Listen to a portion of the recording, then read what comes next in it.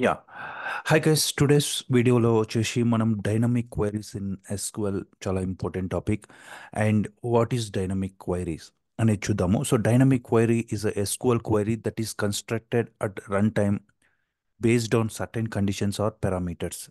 So ఏంటంటే మనకి డెఫినేషన్లో ఏం చెప్తుంది, ఇట్స్ కన్స్ట్రక్టెడ్. ఈ డైనమిక్ క్వైరీస్ని ఎప్పుడు రాస్తామంటే రన్ టైం క్వైరీ ఎగ్జిక్యూట్ అయ్యేటప్పుడు ఇది మనం రాస్తామన్నమాట ఇన్ మిడిల్లో. సో రన్ టైంలో రాస్తాము.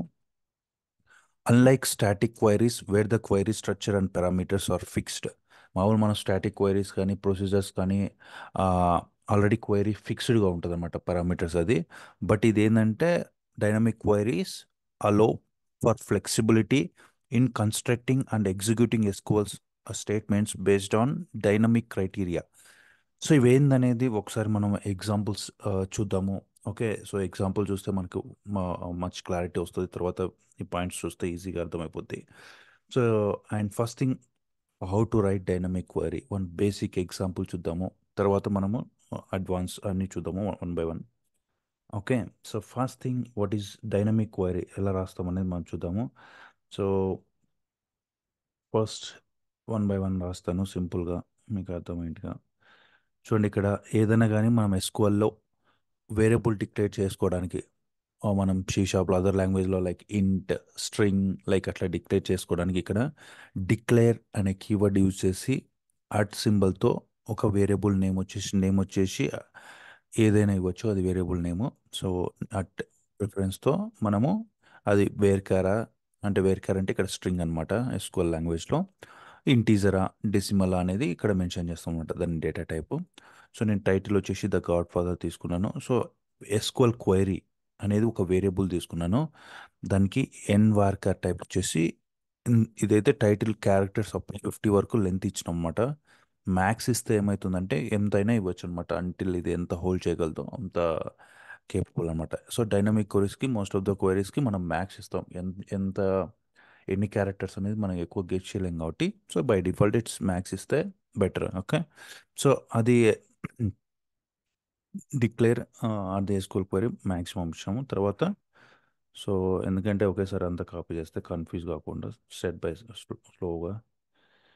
సో మనం ఏం చేస్తామంటే క్వైరీని మనమే స్ట్రింగ్ రూపంలో ఏదన్నా ఒక వేరియబుల్కి వాల్యూ అసైన్ చేయాలంటే ఇక్కడ సెట్ కీవర్డ్ యూస్ చేస్తాం. Set something SQL query, yeah, equals to some query like select, just I'm writing రఫ్లీ, select star from movies.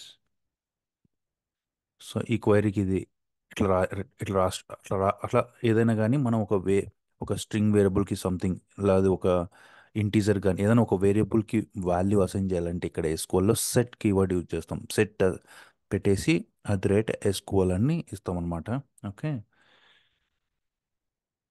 So అది, so set SQL equal to select star from movies way title equals to మన movies నుంచి ఈ title equals to title పరం అని ఇచ్చాము. ఆ title పరం ఎక్కడి నుంచి వస్తుందని నేను చెప్తాను. సో సింపుల్ సెలెక్ట్ క్వైరీ మనం సెట్ చేసినాం మన క్వైరీ స్ట్రింగ్కి.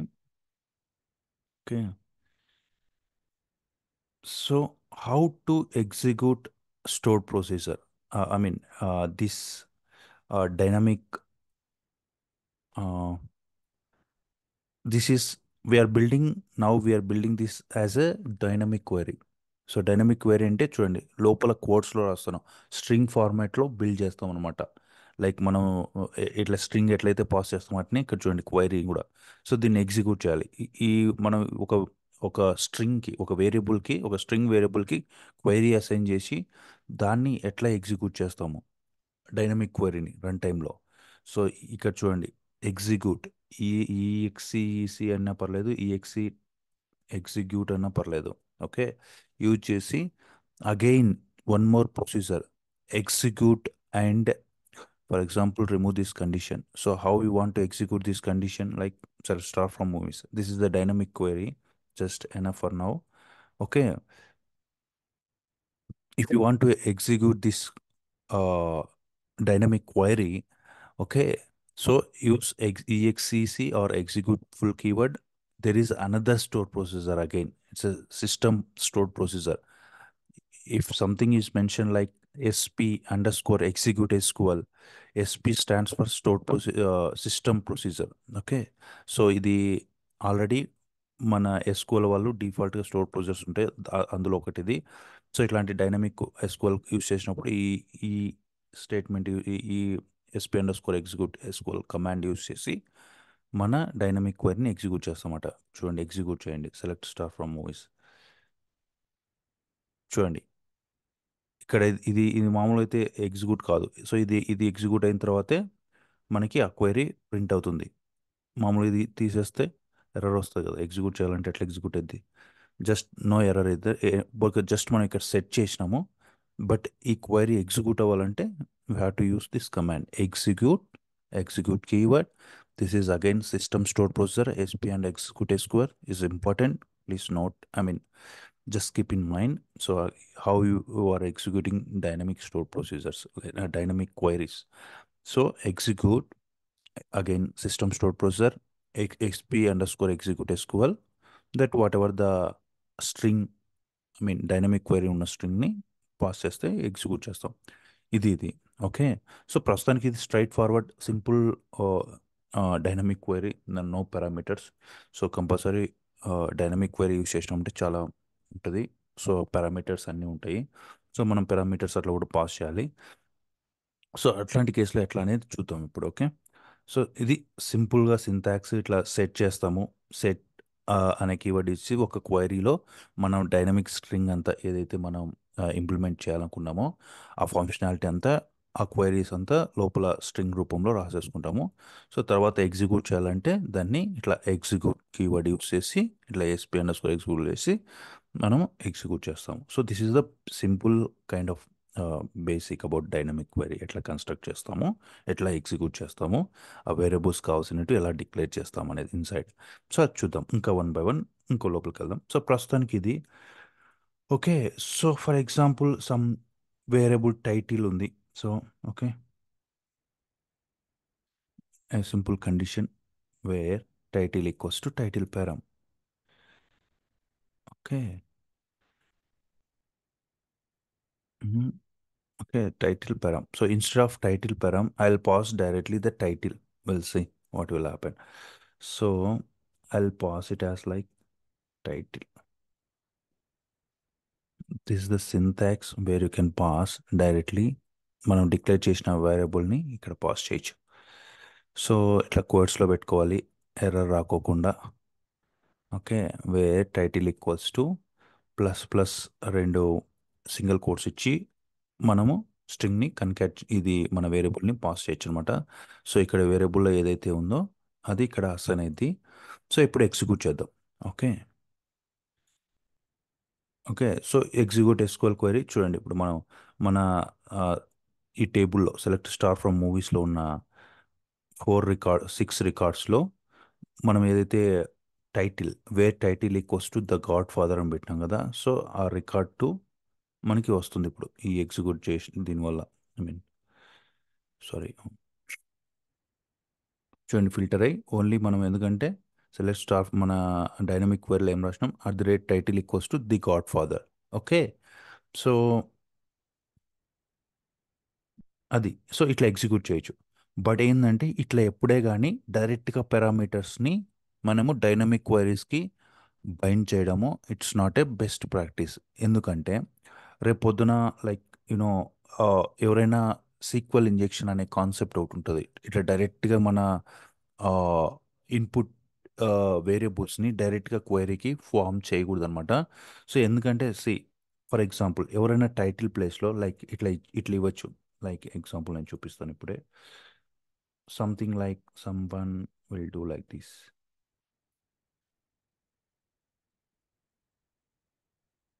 Okay, like this is like string format again. Okay. So ఇప్పుడు ఎవరైనా ఒక ఎగ్జాంపుల్ నేను చెప్తున్నా రఫ్గా. సో నేను ఆల్రెడీ క్రియేట్ చేసిన టేబుల్స్ డిస్ట్రిబ్యూటర్ అనే టేబుల్ ఉంది. ఇది మన ప్రాజెక్ట్కి మనం డిస్కస్ చేయలేదు, మనకు సంబంధం లేదు ప్రస్తుతానికి. కానీ డ్రాప్ టేబుల్ డిస్ట్రిబ్యూటర్. సో ఇక్కడ ఆల్రెడీ చూడండి, ఇక్కడ మన మూవీ డేటాబేస్లో డిస్ట్రిబ్యూటర్. ఓకే. సో ఇప్పుడు ఎందుకు చెప్తున్నానంటే ఇది ఎందుకు యాడ్ చేస్తానంటే డైరెక్ట్గా మనం డిక్లేర్ చేసిన వేరియబుల్ని డైరెక్ట్గా మనం పాస్ చేస్తున్నాం పారామీటర్ని. So that's not a best practice అనమాట. సో ఎందుకంటే యూజర్ నుంచి వచ్చిన ఇన్పుట్ని డైరెక్ట్గా మనం ఇట్లా ఇవ్వద్దు. ఇస్తే ఏమవుతుందంటే ఎవరైనా గాడ్ ఫాదర్తో పాటు స్ట్రింగ్ ఇలా ఇచ్చినాడు మొత్తం టోటల్గా అయితే స్ట్రింగ్ ఫార్మాట్లో ఉంది. సో ఇక్కడ డ్రాప్ టేబుల్ డిస్ట్రిబ్యూటర్ అనే కమాండ్ ఇచ్చినాడు ఇక్కడ స్ట్రింగ్లో రూపంలోనే సెమీకోలన్ పెట్టి. ఓకే. సో ఇప్పుడు చూడండి ఏమవుతుందంటే print execute SQL query. For example మనం ఏదన్నా ఈ క్వైరీ ఎట్లా బిల్డ్ అవుతుంది, సో అది మనం టెక్స్ట్ రూపంలో చూడాలంటే సో ప్రింట్ అనే యూస్ చేసి @SQL క్వైరీ కొట్టండి. సో ఇలా పాస్ చేస్తే వచ్చే డిసడ్వాంటేజ్ చూడండి, ఇక్కడ అబ్జర్వ్ చేయండి, డిస్ట్రిబ్యూటర్ టేబుల్ ఉంది. సో నేను ఈ కమాండ్ని ఎగ్జిక్యూట్ చేస్తాను చూడండి. ఓకే. సో కమాండ్ ఏమో ఎగ్జిక్యూట్ అయింది. ఓకే. సో బట్ ఇప్పుడు చూడండి ఏమవుతుందంటే చూడండి ఈ అవుట్పుట్ ఎట్లా వచ్చిందంటే చూడండి, ఈడి వరకే ఒక కమాండ్ తీసుకుంది ఇది. So where title equals to the God father అనేది ఒకటి తీసుకుంది. తీసుకొని ఇది ఎగ్జిక్యూట్ అయ్యి మనకు రిజల్ట్స్ వచ్చినాయి. ఓకే. కానీ మీరు అబ్జర్వ్ చేస్తే తర్వాత ఇంకో కమాండ్ ఎగ్జిక్యూట్ అయింది, string drop table distributor. So ఇప్పుడు చూడండి, ఇప్పుడు టేబుల్ ఇక్కడ ఉంది కదా, ఇది మనం రిఫ్రెష్ చేస్తే మన టేబుల్స్లోంచి వెళ్ళిపోయి ఉంటుంది. టేబుల్స్ సి డిస్ట్రిబ్యూటర్ టేబుల్ లేదు చూడండి, డైరెక్ట్ డిస్ట్రిబ్యూటర్ టేబుల్ డిలీట్ అయిపోయింది.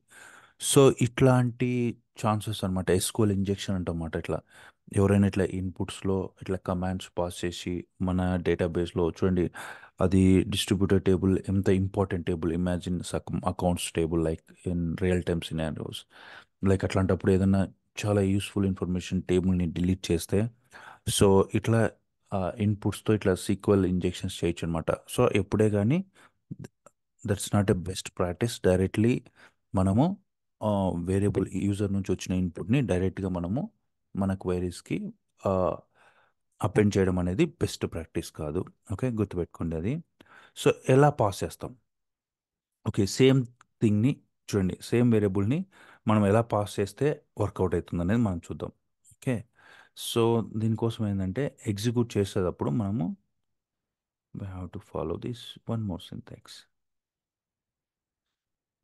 ఎగ్జిక్యూట్ చేసేటప్పుడు మళ్ళీ స్పెషల్గా మనము డిక్లేర్ చేసి చూడండి, same execute SP_execute @SQL query. So మనం ఏదైతే ఎగ్జిక్యూట్ చేస్తామో అది తర్వాత కామా సపరేట్ చేసి మనం ఇక్కడ ఎన్ అని యూజ్ చేసి ఇక్కడ ప్రస్తుతానికి ఒక పారామీటర్ ఉంది, కామా సపరేటెడ్తో ఎన్ అన్నా కానీ మనం మళ్ళీ ఫ్రెష్గా టైటిల్ పెరం ఎన్ వార్కర్. సో ఆ టైటిల్ పెరానికి ఏం పంపిస్తాను, మన టైటిల్ అని పంపిస్తాను. సో మీరు ఇక్కడ ఇట్లా లేకుండా మీరు ఏం చేస్తారంటే ఇక్కడ చూడండి, టైటిల్ పెరం. సో మీరు ఇక్కడ ఇదంతా తీసేసి డైనమిక్ క్వైరీలో జస్ట్ టైటిల్ పెరామ్ ఇవ్వండి. సో మీరు ఈ ఈ టైటిల్ పెరామ్ని ఇక్కడ డిక్లేర్ చేస్తారు. సో ఎగ్జిక్యూట్ చేసేటప్పుడు ఎస్క్యూఎల్ క్వైరీ డిక్లేర్ చేసేటప్పుడు వేర్కర్. ఓకే. మామూలు ఎట్లయితే ఎన్ వర్కర్ ఎట్లా డిక్లేర్ చేసినావో సో మెయిన్ పారామీటర్స్ అగైన్ మళ్ళీ ఎగ్జిక్యూట్ చేసేటప్పుడు మళ్ళీ డిక్లేర్ చేసి ఓకే.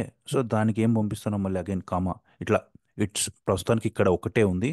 ఈవెన్ మల్టిపుల్ పారామీటర్స్ మనం అండ్ కండిషన్లో ఇంకో condition and movie ID equal to something like అట్లా ఏదైనా conditions and director ID equals to this అని పెట్టాలనుకున్నాం అనుకో. సో అట్నే ఇంకో పారామీటర్ కూడా ఇక్కడ కామా సపరేట్తో ఇంకోటి డిక్లేర్ చేస్తాం. అట్లా ఎన్ని ఎన్ని పారామీటర్స్ కావాలంటే అన్న డిక్లేర్ చేసి మళ్ళీ కామా పెట్టుకొని అదే దానిలో వాల్యూస్ అన్ని మనం పాస్ చేస్తాం అనమాట. సో ఇప్పుడు టైటిల్ పరామ్కి మనం ఇక్కడ డిక్లేర్ చేసుకున్నాం, దానికి పాస్ ఏం పంపిస్తాను, మనం ఇప్పుడు యూజర్ తీసుకున్న ఇన్పుట్ పంపిస్తున్నాం. Okay, title.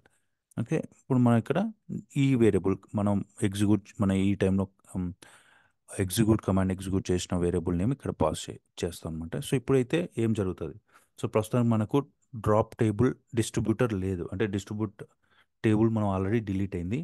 సో దానికోసం నేను ఏం చేస్తానంటే ప్రస్తుతం నా దగ్గర అది క్వైరీ ఉంది. One more time I will create this table. Okay. So మీకు కూడా ఈ షేర్ చేస్తాను స్క్రిప్ట్ చూడండి. సో మళ్ళీ మన డేటాబేస్లో నేను డిస్ట్రిబ్యూటర్ టేబుల్ యాడ్ చేశాను అనమాట. చూడండి డిస్ట్రిబ్యూటర్ టేబుల్ యాడ్ అయింది. సో ఇప్పుడు ఏం చేస్తానంటే ఇప్పుడు మళ్ళీ టెస్ట్ చేద్దాం. సో ఇప్పుడు నేను ఎట్లా పాస్ చేస్తాను, ఇంతకుముందు డైరెక్ట్గా ఇన్పుట్ పారామీటర్ని డైరెక్ట్గా ఇక్కడే మన డైనమిక్ క్వైరీకి బైండ్ చేసి అపెండ్ చేసి ఎగ్జిక్యూట్ చేస్తాను. సో అప్పుడు ఏమైంది, ఈ ఎగ్జిక్యూషన్ కమాండ్ డిలీట్ అయిపోయింది. డ్రాప్ టేబుల్ కమాండ్ ఇది ఎగ్జిక్యూట్ అయ్యి మనకి డిస్ట్రిబ్యూటర్ టేబుల్ లాస్ అయిందనమాట. సో ఇట్లా యూజర్ సీక్వెల్ ఇంజెక్ట్ చేసినప్పుడు ఇబ్బంది. కదే ఇప్పుడు ఇట్లా చేసినామంటే ఏమవుతుందంటే, ఇది ఎట్లయినా కానీ మనం మళ్ళీ వేరియబుల్ అసైన్ చేసి డిక్లేర్ చేసి మళ్ళీ పాస్ చేస్తే it will treat as only single string.